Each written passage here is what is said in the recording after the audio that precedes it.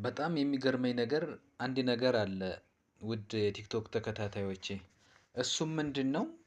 አንዳንድ ፖለቲከኞችና አንዳንድ የጥበብ አዋቂዎች ወይም ደግሞ የጥበብ ባለሙያዎች ትውልድን ተስፋ ሊያስቆርጡ የሚችሉ ሀሳቦችን ይዘው ሲመጡ ይስተዋላል።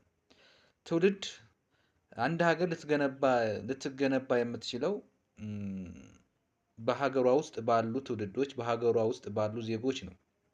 ስለዚህ የትኛውም ፖለቲከኛ ደግሞ ሊመራ የሚችለውን ወይም ደግሞ አስተዳድራለሁ የሚለውን ሀገሩን ትውልዱን ዲሞራላይዝ ማድረግ እና ቀጣይ ሀገርን ሊገነባ የሚችል አቋም እንዳይኖረው ማድረግ ትልቅ ስህተት ነው። ምክንያቱም ድንጋዩ መሬቱ ወይም ደግሞ ሌላ ጉዑዝ የሆነን ነገር አይደለም ሊመራ የሚችለው ይሄንን ትውልድ ይሄንን ህዝብ ነውና ህዝብን ሞራል ሊነካ የሚችልና የህዝብን የመኖር የመልማት እንዲሁም ደግሞ የማደግ ህልምን ማጨለም ተገቢ አይደለም። ምክንያቱም አንድ ህዝብ እንደ ህዝብ ለውጥ ሊያመጣ የሚችለው ወይም ደግሞ ሊለወጥ የሚችለው ሞራሉን በማላሻቅ ሳይሆን ሞራሉ የመስራት የመኖር ህልሙን ሲያሰፉለት ነው።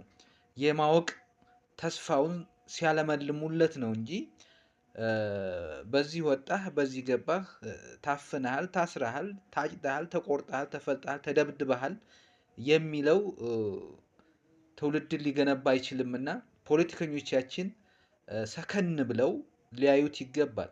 እንዲሁም የጥበብ አዋቂዎችን በተመሳሳይ ተነስ ግደለው ጣለው ቁረጠው ፍለጠው ማለቱን ትተን ህዝብና ህዝብን ሊያገናኝ የሚችል ኢትዮጵያ በአለም የምትናኝበትና በአለም የምትታይበትን ሰፊ መድረኮችን ማስተዋወቅ ሊሆን ይገባል።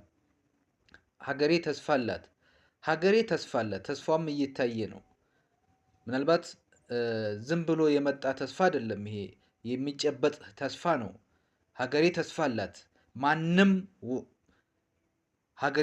ሀገሬና ህዝቧን ተስፋ ሊያስቆርጣት አልፈቅድለትም።